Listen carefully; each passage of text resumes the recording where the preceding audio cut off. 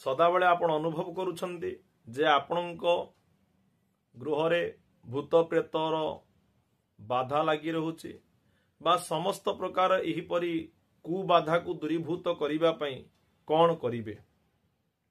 शनिवार दिन आपण जानतु गोटे दुदुरा गछ मूल को एवं सही दुदुरा गछ मूल रे किछि जल दियंतु फूलटीए दियंतु एवं ताहाकू गृह को निमंत्रण करि आसंतु। रविवार दिन सकाळे स्नान करी सही दुदुरा गछ पाखु जामतु एवं ताहार चेर खंडे आपण उपाड़ी आणंतु। सही चेरटी को गंगा जल रे धोई दियंतु।